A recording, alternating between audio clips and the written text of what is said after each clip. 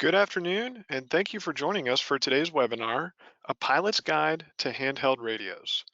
My name is Chris McGonigal, and I'll be your facilitator today as we cover a very versatile subject, which radio works best in the cockpit. Today's presenter, Doug Ranley, will cover a large range of features and price points when it comes to radios, and even the technical details of some of the more complex systems. Quick reminder that today's webinar will be recorded and posted to our YouTube page, along with all of our previous webinars. And without further ado, Doug, the floor is yours. Oh, well, thank you, Chris, and it's good to be here with all of you today talking about my favorite subject, which is aviation, and radios are part of that amazing business that we're in here. A quick introduction of me. Uh, my name is Doug, like I said. I work here at Sporty's Pilot Shop. I'm the catalog manager. I've been flying for 20 years now with an instrument rating. I'm an Army veteran, and I've been working here at Sporty's for the past 20 years as well. I consider myself an airport bum. I'm always hanging out here at the airport, and you'll find me at Oshkosh and Son and Fun and Sporty's tent. That's kind of how this presentation got started. A lot of these radios were on display there at our tents, and we do this exact same presentation to all the people standing there. While they could push buttons and spin knobs there in the tent, we can't do that here over the webinar, but I'm going to do my best to try to describe each one of these radios for you. I'm certainly an airplane nerd, and my favorite plane in the world is what you see there, that RV-12. And yes, that is me in the cockpit of that plane. It's hard to see there, but I'm surrounded by airplane nerds here at Sporty's. We're all kind of the same breed.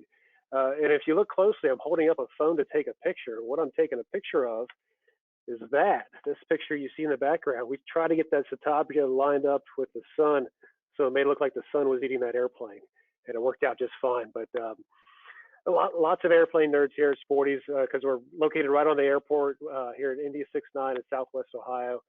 We have a wall of windows on the runway, which is great because you'll be sitting at your desk typing away, and a P-51 will take off right outside the window, which is just awesome. And then it's followed by an armada of Sporty's flight school airplanes, which we run here at the airport.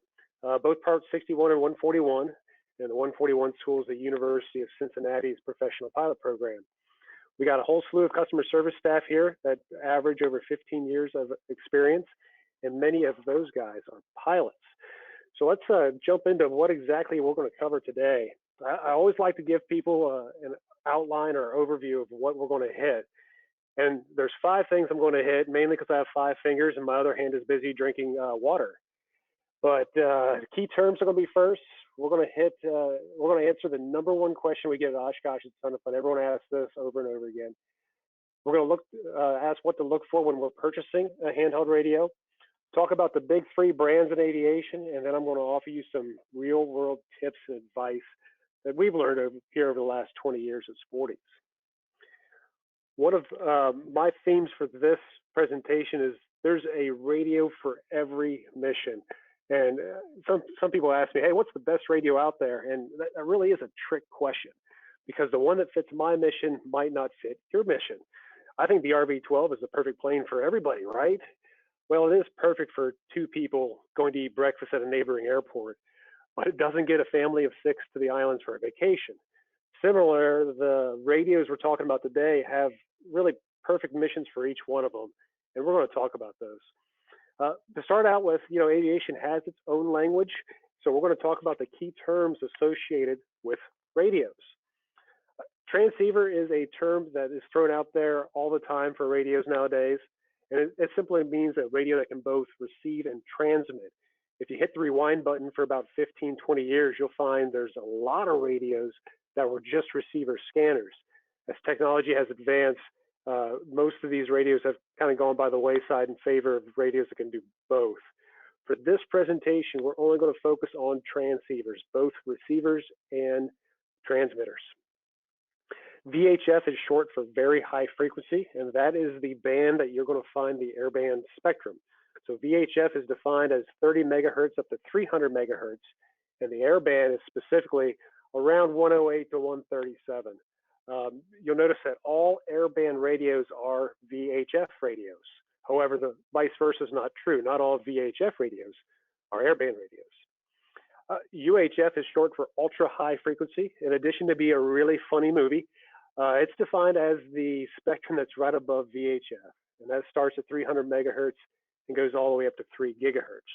You'll find some military frequencies in there as well as ILS glide slopes, and we'll get more on that here in a second. These key terms are the main features you'll find in handheld radios today. COM is pretty self-explanatory, and it's the #1 reason we buy handheld radios. It's to communicate. And the communication frequencies are around 118 to 137, and there is some slop on either side there for some other things. But most of these radios you're going to find for COM only are going to receive those frequencies. In America, we use 25 kilohertz spacing. Other parts of the world like to use 8.33. So for our European friends, you might want to consider looking at COM radios that do better or more closely, tightly spaced frequencies as an 8.33. NAV is short for navigation, but not all navigation is included in this. It's specific to just VOR navigation. And the VOR navigation frequencies are from 108 all the way up to 117.95. These are 200 narrowband channels with 50 kilohertz spacing in there. ILS is kind of part of that NAV functionality, and not all of them have the ability to receive an ILS, but ILS is short for Instrument Landing System, and it consists of two pieces. One is the localizer piece, which is the left and right, and that spectrum is found in 108.1 to 111.95. Then you have the glide slope piece, which is found in the UHF. And I can hear some grumbling already back there that, hey, I dial in 110.9 and I get both localizer and glide slope. I don't have a separate radio where I have to dial in a separate frequency. And you're absolutely right. What has happened is each glide slope and localizer has been matched up already. So if you dial in 110.9, the corresponding glide slope is automatically dialed in at the same time. So there isn't two radios for us to dial up. The good news about that is if the UHF glide slope is not working, you still get the localizer left-right. Those are independent of each other. GPS is short for Global Positioning System, and this is not a moving map, okay? If you look on the right side of that, my screen there, the very top is installed GPSs, and when we think of GPS, that's what we think of. Beautiful color, moving map, airport information, data, lines drawn out on the maps with sectional charts overlays. It's just amazing what we have available to us. Then in the bottom there, you'll see a ForeFlight screenshot. Again, terrain warnings, traffic, just phenomenal the amount of stuff that we can have on GPSs. Unfortunately, GPS and handheld radio land does not mean that. It means what's in between there. You can see the small display that has a GPS receiver on it that's providing you with lat and long information. And then you have a way that I can input said lat and long and put a point on a map. And now I can use my radio to navigate to that point. There is no database. There is no frequencies. There's no traffic. It's very, very simple, rudimentary type system. Up next are some terms you're going to run into. PTT is push to talk, and all radios have this. On the side of the radio, there's a big fat button, and when I press it, I can transmit to all the world to hear me, and that's called a push to talk switch. There are remote push to talk switches available, and you'll see that there on the right. There's a picture of one that plugs into a radio or to an outlet, and then you have a red button to push to initiate transmission. The intercom is the device that plugs into the radio and allows multiple headsets to use one system. Thought being there, most of us are familiar with intercoms in our installed aircraft, and that provides the ability for me to communicate to co-pilots and passengers without the whole world hearing me. When I want to transmit, I can hit the PTT switch, and now I can talk to the whole world. The last term there is sidetone, and that is the ability to hear your own voice when you talk. Now, again, most of us are familiar with this, and we expect this because all of the installed radios out there have sidetone capability. Unfortunately, in handheld land, that wasn't always the case. It is the case today. All the modern handheld radios out there, when I hit the PTT switch, I can hear myself talk, and that's kind of a big feature. BT stands for Bluetooth, and that's something that just came to handheld radios here in the last few years. Icom has really been the leading guy when it comes to Bluetooth in radios, and it's a really neat feature. Unfortunately, it's a little hard to operate because you still have to pair your headset to it. And most of our headsets still have some sort of cable attached to them, so it's not like we're replacing a cable. What I find Bluetooth really useful for is ground operations. Think if you're at the airport, you're plane spotting, or even if you're a line guy and you want to connect your earbuds to your radio, you can do that easily and simply without too much hassle. In the cockpit, it's not as user friendly as I was expecting it to be, but it's still a neat feature to have. VOX is short for voice operated transmission, and this is kind of a big deal when it comes to paragliders, ultralights, kind of single piloted craft is where this finds a home. And the idea being is when I talk, I'm not talking to people in my cockpit. When I talk, I'm wanting to transmit to somebody else. So in that situation, I could set up my radio to automatically hit the PTT switch every time I talk. That's what it means when you look at voice operated transmission. It's a very limited use case, and not all radios have that. PEP, this is short for peak envelope power. And you're going to find all the radios have a max of around 5 to 6 watts. And while it certainly is important to look at that number, a more important number is the carrier or nominal power when you're looking at transmission. Because we think about this, we say, hey, I got more power. So that means I get further transmission, right? I get more power, so my range of transmission just goes through the roof. Well, not exactly, but that does lead me to the number one question we get in aviation radios, and that is how far can you transmit with a portable radio? We get this every time somebody walks into the booth at Oshkosh. That's what they're wanting to know. How far can I get with one of these things? And there's a lot of things that go into that number, but normally you can expect to get around 8 to 5 miles of transmission at altitude with a portable handheld radio. And that's kind of regardless of whether you have 5 or 6 watts of peak power. Like I said, it's more kind of dependent on the nominal or bench power, as I like to say it. We have an avionics shop right here at our airport, so we're very fortunate to be able to take all these handheld radios, go over there, plug them into the BNC connector, and start talking on them. And you'll notice that the peak power happens when I say the letter P. That's where you get the P pop, if you want to call it that. That's where we're transmitting 5 or 6 watts. But the rest of the transmission, while I'm just talking regular, is at nominal or carrier power, which can be anywhere from 1.2 to 1.8. Depending on the radio, batteries, lots of things go into that. So normally you're going to expect 8 to 15 miles of transmission with a portable handheld radio at altitude. On the other side of that, how far can you receive with a portable radio? Well, that really depends on the transmitter. It's just like I got done saying here, a portable can only go 8 to 15 miles. So if a portable is transmitting to another portable, at most you're going to get 15, maybe 20 on a really, really good day.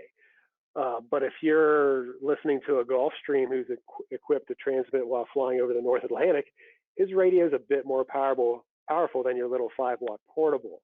So you're going to get a lot further distance. Even ground ATC center locations can really transmit a long way. So it depends on the transmitter, but it's very normal to get transmission of installed aircraft well over 20 miles of portable radios. One thing to note is that the nav reception of these things are phenomenal. Again, that does depend on the transmitter. There's different types of VORs. So a high altitude VOR at 70 miles comes in pretty good on almost every radio we have here. Whereas a low or lower powered VOR, you might only get 30 to 40 miles out. Lots of different factors go into how far I can transmit and how far I can receive. The number one thing we see affecting it is interference from avionics and obstructions. And this is important.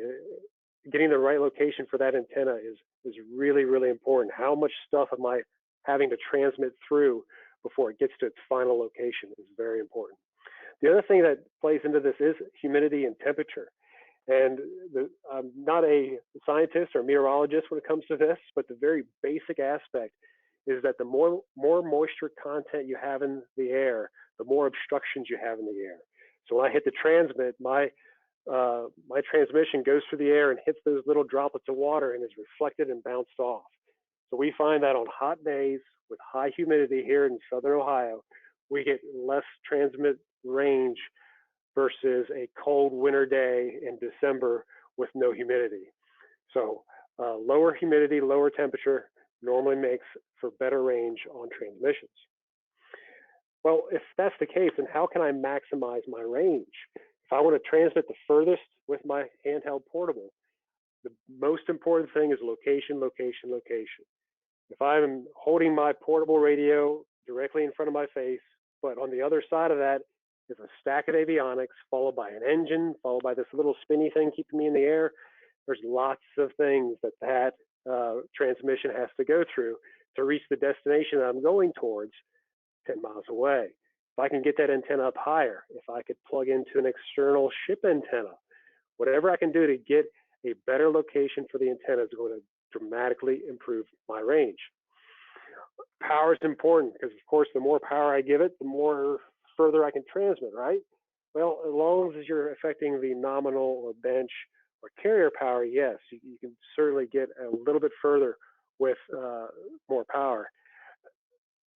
If you rewind the clock again 15 years back to the days of NiCad batteries and nickel metal hydride, skip power was really the way to go to get the maximum amount of efficiency out of your radio. Nowadays, with lithium-ion batteries and what battery tech has done, you can expect to get very similar range out of a handheld, whether it's plugged into the panel or whether it's powered by its lithium-ion batteries.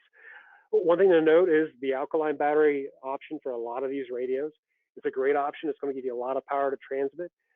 It's also going to be a great solution for long-term storage. If the center of your bullseye is a handheld for backup, the last thing you want to do is reach back in your bag and grab that NiCad battery-operated radio that's been sitting there for 2 years, because it's not going to work. Newer batteries have come a long way, and they're much better, but still, after 2 or 3 years of sitting there, it's going to have some discharge. Alkaline batteries have an amazing shelf life and are really great for backups. Lastly, try to use a good headset with a good microphone. We've seen this a lot where someone just tries to use the radio as is with the built-in microphone in a noisy cockpit.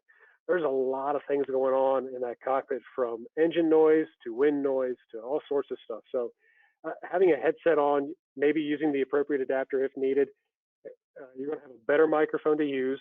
Many of these headsets have noise canceling mics, and you're going to come across much clearer in the end. So I have a common theme for this seminar, and you're going to hear this over and over again. And there really is a radio for every mission. I've covered this once, but this is really important to note, that the mission that you have is probably not identical to the mission I have and the next guy over either. So let's talk about the features of what we're going to look for that radio for our mission. Com only versus NavCom. You're going to find that there's several radios out there that only communicate, don't navigate. And that's becoming more and more popular, because back in 2005, we all were using VORs to navigate, and then we started using GPSs, and it became more and more prevalent. The idea of getting out my SB400 and dialing in a VOR, finding an OBS, and flying a heading following this little moving line thingy all the way back to the VOR kind of scares me right now. I don't think I could do that on an install nevertheless portable. But lucky for us, we all have a backup nav in our pocket, and it's known as an iPhone or an Android phone. With all the different apps out there available to us, I think I would much rather try to use one of those versus a small black and white screen on a handheld radio as a backup navigational device.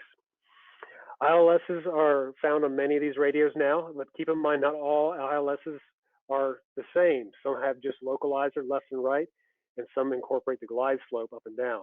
We'll look at those here in a little bit. Lots of memory channel options out there, but more is not always better. Once you get past the standard 20 memory channels, you get up to 200, 300, 400 memory channels. They have to be grouped into what's called banks or groups. And to access those is just another level of complexity, which isn't hard, but does sometimes require using a user manual to figure out how it works. So keep that in mind, that memory channels are great. I have about 5 programmed into my radio, so 500 is probably overkill.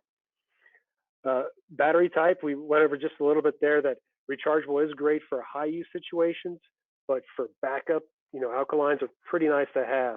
Luckily, most of these radios have the ability to do both. Even if you're using a rechargeable, having an alkaline battery pack in the bag just in case makes a lot of sense. Warranties, you'll find anywhere from 1 to 5 years on the radios that we're talking about today. Rest assured that all these brands are really great and they stand behind their product. And regardless of the warranty, you're going to have a radio that's going to work for a long time. There's different sizes, different weights of radios, and there is a radio for every mission. Glider pilots wanting a small and lightweight radio, well, there's one for it, but you do have to make some concessions. You can have really massive headset plugs on a small radio. Seaplane pilots really need a waterproof radio in case they drop it into the water. Linemen here love to have a really massive, loud speaker, so as they're outside with a lot of noise, they can still hear the radio. The most important thing for me is simplicity. When you look at a radio, learn how to use your radio, whatever that means, whatever that takes. Make sure you can use it and test fly with a headset. That's very important because your first experience with your radio in an aircraft should not happen because you're forced to use it in an emergency. I can only imagine reaching back to grab a radio to try to turn on for the first time while it's dark and I'm in the clouds and I need somebody to talk to. That would just be the end of the world for me. But there are a lot of radios out there in the market, and there's police band, there's BRF, ham radios, land mobile, marine, search and rescue, military, lots of different VHF options. I like to tell people that they should stay away from radios that pick up 18 million frequencies. I have a phrase I use often. It's called the jack of all trades, master of none. If your radio can do scanning for police band and also marine and aviation, there's all sorts of stuff that in my way. So we're going to talk about the big three brands in aviation. And that's Sporty's, Icom, and Yaesu. And all these are really great brands. They've been around forever. And they're all something that we would use in the airplane. And we like to think that we wouldn't sell something that we wouldn't use. So all these three are really great. You can count on these companies to be here for many years to come, and they do provide domestic customer support. That's kind of important for me. The first one we have here is the most popular from Yaesu, at least in the Sporty's line, is the FTA 550L. It has a rechargeable lithium-ion battery and a large display. It's VOR navigation.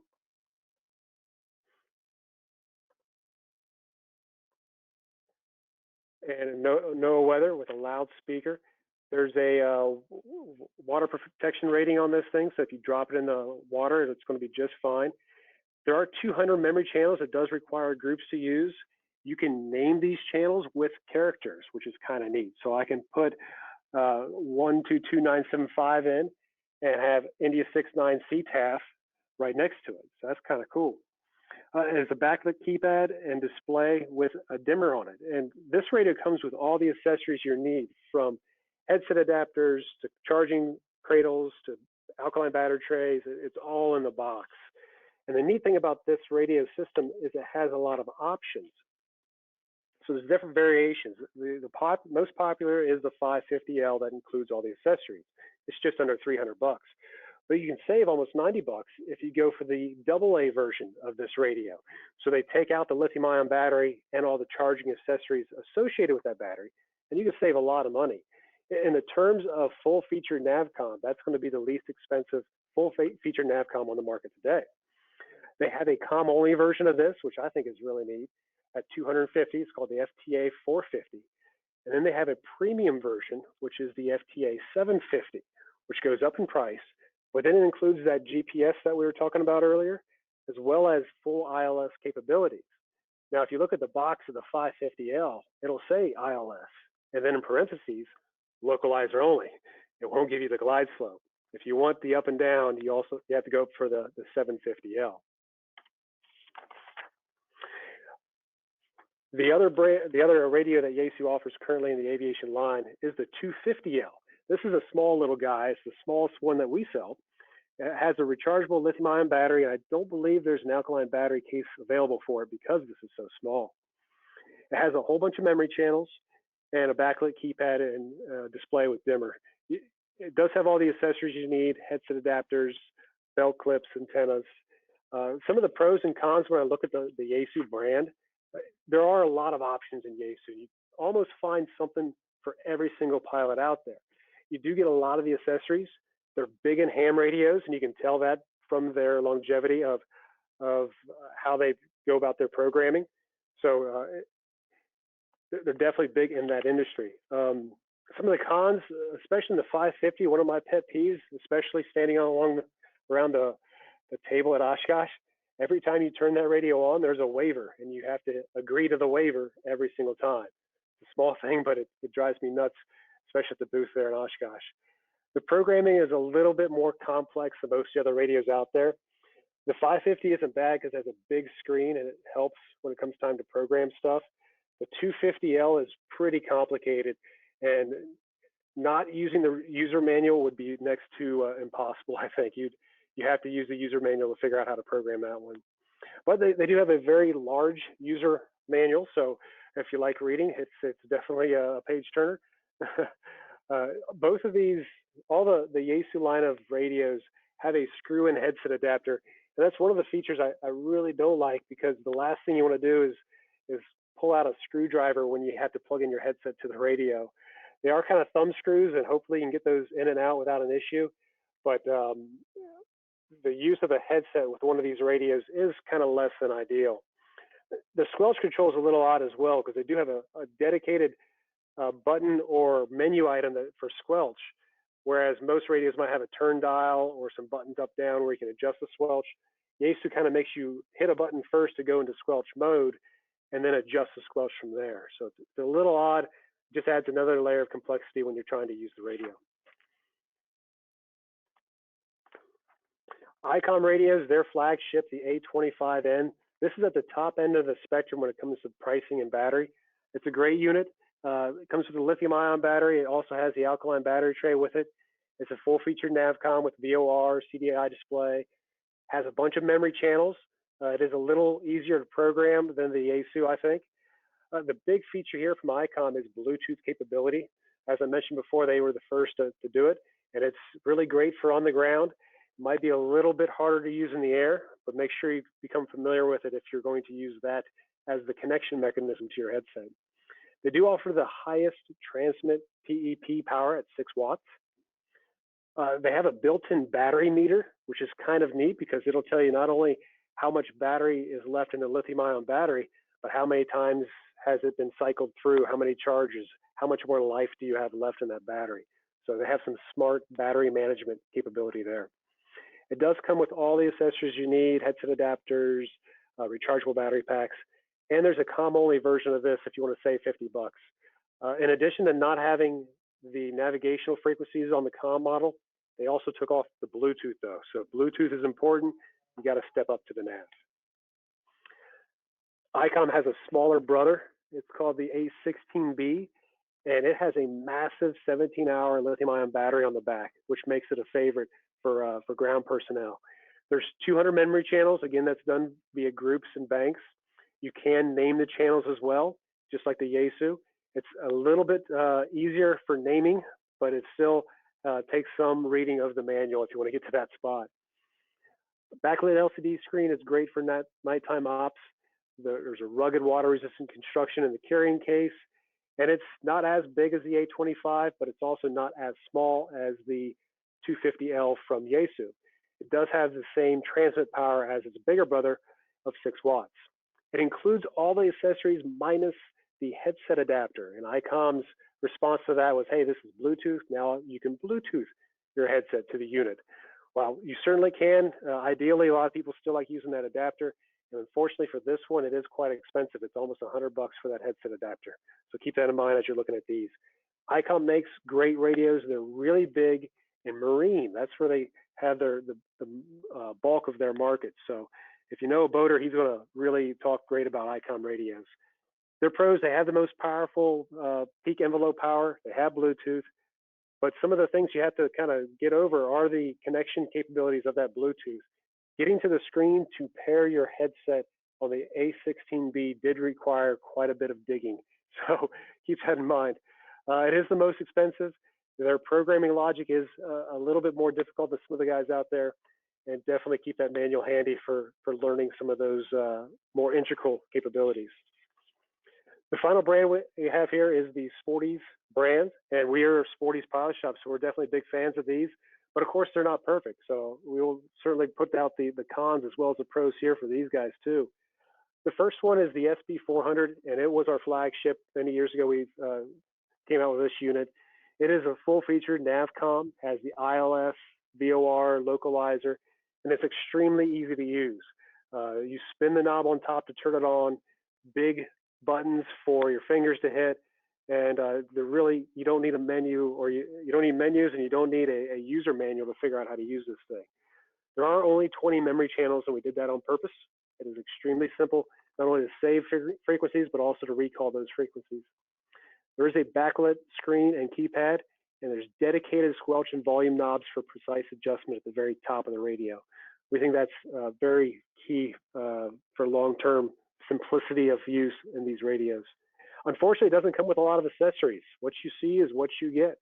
Alkaline battery pack, a wrist strap, and antenna, so you don't get a whole lot of options there. They do have rechargeables available if you want to have that option. The next headset just came out this past fall, and we're really excited about it. It's called the PJ2 COM radio. This is a COM-only radio that has headset jacks on the top, hence the name, PJ2. I can take a standard twin plug Aviation headset and plug it directly into the top of the radio. No adapters needed. It's extremely easy to use. It's the same programming logic as you'll find in the SB400. It is COM only. There is no nav. We went with that approach that your backup nav is your phone, so we're only going to do COM and do it really well. There's big buttons on the front, no memories or banks. It uses 6 AA batteries, but it also has a Type-C power port on the side. So just like many of our iPads, our Stratus, our ADS-B receivers that are out there, I've gone to this Type-C power port. Now we have a radio that can do the same. Any place you have a USB power, whether that's on a iPad battery brick, a cigarette lighter adapter, even a panel that has USB ports on it. Now I can plug my radio directly into there to get power.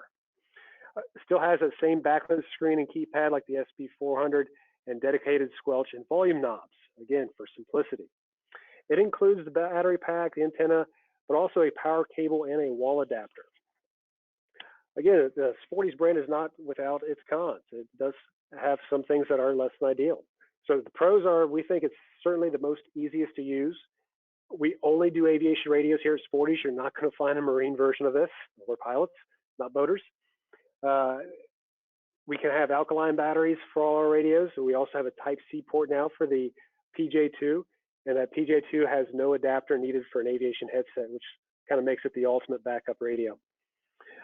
But the cons are there's limited accessories included and also limited accessories available.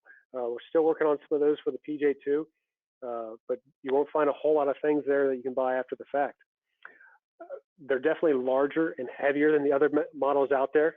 To put PJ plugs on a radio, it took a lot more size. And the screens that we're using on those two radios aren't as vibrant or as high def as you'll find on the Yaesu or the Icom radios. So the question is, ask yourself when you're looking at these radios, trying to figure out which one's right for you. Well, what is really important for your mission? What is your primary reason for buying that handheld radio? How often do you plan to use that radio? How technical savvy are you? And then, of course, what's your budget? Because those all go into figuring out which radio is the right for you. So people ask me that all the time. Well, what's your radio, Doug? What's the radio you're flying with? What's your mission? Which one do you think is the best? Well, I kind of think there is a radio for every mission. And I like to go back to this screen about the key terms. These are the terms, or these are the main features you find in all these handheld radios. I want to rank these in the order of importance. What's most important to me? Well, communication is 1, 2, 3. And we can kind of stop there because that is why I buy a handheld radio. It's when my stat goes out, I want to be able to communicate to somebody to get me back on the ground. The other stuff is kind of gravy. Make sure you're happy with your radio as a communicator first and foremost. The other stuff you see there, great to have. Maybe in your mission it's more important.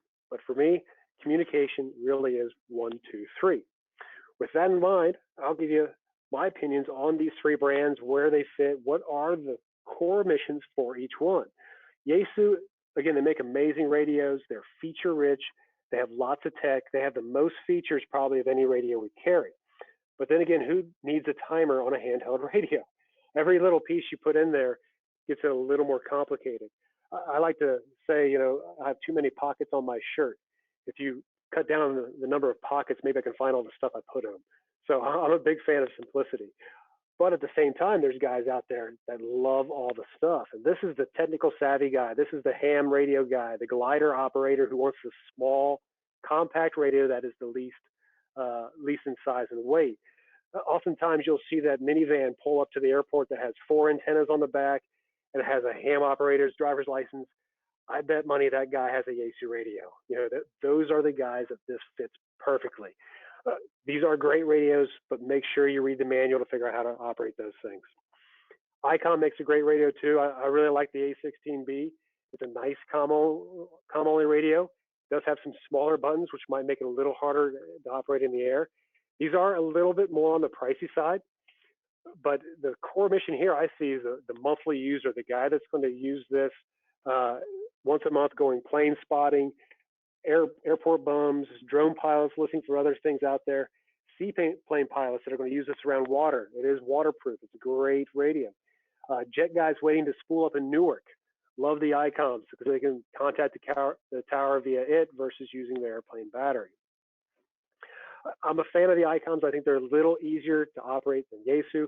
They are also quite a bit more expensive. So Sporties is really the ultimate backups. They're super easy to use. You have the COM, nav, ILS on the SB400 in one built-in unit. PJ2 with headset jacks is amazing, and that USB Type-C port is pretty cool too. Ultimate backup radios, you really don't need a manual for these things. The only con is that it doesn't come with all the accessories, and you might end up buying a few more things when it's all said and done. I went through a lot of information here, and you might want more information. I understand completely. We have lots of resources available for you. I've started sporties.com, thousands of product reviews from customers just like yourself, lots of feedback from users. You also find all the manuals that you might be required to read if you buy some of those radios. Check out our YouTube channel. We started a line of what's called touch and go videos. And this is where we walk you through the steps on how to Bluetooth connect a Bose headset to an Icom A16B radio, or maybe store frequencies on the FTA 250L, because it's not exactly simple. But we go through those step by step on those touch and go videos to give you an idea of how to do it. We have a lot of product pirate videos where we go in the aircraft and try these radios in person and show you exactly how far they will transmit while we're in an R44 SP or a Cessna 172. We have a lot of experts here at Sporties. My contact information is over there on the right-hand side. But then we also have our customer service information there in the middle. Feel free to dial us up or hit the emails and ask all the questions you want. All of us are pilots, and we love talking aviation. We'll sit down and talk with you all day long when it comes to radios and other lies about aircraft. So with that, I will bring Chris back on here. I know he's been answering some questions from you guys, but maybe there's a couple that have been asked a lot that I should address to the whole crew. Well, thank you, Doug. That was a very great coverage of radios and what they're able to do. One of the questions we want to save for the Q&A portion today is, given the difference in frequencing, 25 versus 8.33, do any of these radios work in Europe? Some of them do, and what you'll find is like the Yaesus especially have a setting inside of them that can flip back and forth from 25 to 8.33. Icom, some of them do, some of them don't. I'd have to look into that further. But the biggest thing here is the ability to receive on 8.33 is found in a lot of different radios, but the ability to transmit on 8.33 might not be. I suggest looking into it further, especially if you're going to be in Europe, to make sure you have the appropriate radio that can not only receive on 833, but transmit on 833. Many of the guys out there make specific radios that have an E at the end, A16E, for example, that stands for Europe and have the capability to do that. In America, they've only done the quarter spacing, the 25 kilohertz spacing. So adding all those frequencies in there definitely makes it an extra hurdle, if you will, when you go to scan frequencies. It takes forever. So keep an eye out for that. Okay. Next question is, are we able to cover some of the external antenna options and how they are able to benefit a handheld radio? Many of the external antenna options you find could be for ground use or for aviation use.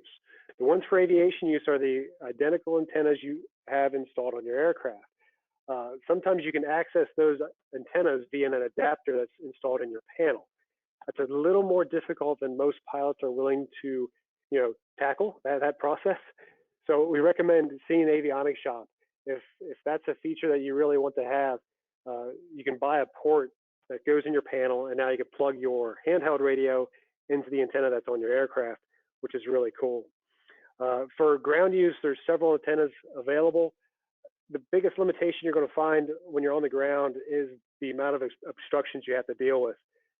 Metal hangers, metal buildings, hills, trees, telephone towers, other transmissions. There's a lot of interference when you're on the ground. So getting it up higher is going to help, but try to be realistic about how far you're going to transmit with a 5-watt portable transmitter on the ground. Okay, great. And I know we talked about a couple radios that work with an ILS approach. Um, what are the best for flying an ILS? And then also, do you know if there are any iPhone applications that offer an ILS?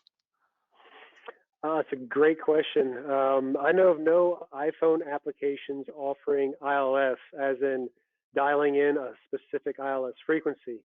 You'll find some that have the ability to do a ILS in the sky type GPS overlay application, but they're not using the frequency, they're using GPS for that. There's 3 radios, there's only 2 radios, I guess, really, that have the capabilities of doing not only left, right, but also up, down in the way of the glide slope. And that's the SB400 and then the Yaesu 750L. The SB400, of course, we really like that because it's easy to use, simple. You dial it in and go. 750L is not that much more difficult, but there are certain menus on there that you have to kind of wade through to get to where you need to go. Okay, great. And we had a question of, do any handheld radios work at or above 30,000 feet? Well, of course they do. They'll work on the moon, but is anyone there to receive them? Again, it goes down to that distance, the amount of distance it'll go to transmit. So if I'm at 30,000 feet, I'm already 5, maybe 6 miles high. If the range of my radio is only 8 to 15 miles, that drastically limits how far it's going to get. So you might only get the tower that's directly beneath you at a Class B airport when you're 40,000 feet in the air. I don't want to say that's normal, but that's almost to be expected because of the limitations of handhelds. Again, any given day, you might get a better transmission versus less transmission. I tell people 20 miles is kind of your max. If you get anything above 20 miles, I'm amazed. Even 20 miles is pretty amazing. So try to keep your expectations low when it comes to portable handheld radios at high altitudes. All right. And I believe our final question, do you have any recommendations for radios that support flying a GPS approach? No.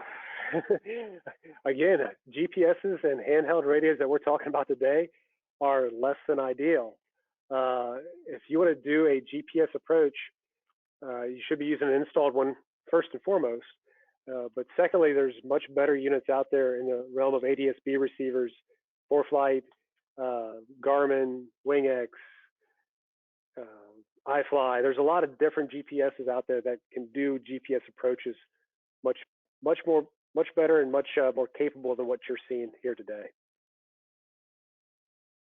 Okay, great. Well, again, Doug, thank you very much for that presentation. I know I learned quite a few things. I'd like to reiterate that this webinar will be posted to our YouTube page as of tomorrow morning. We want to say thank you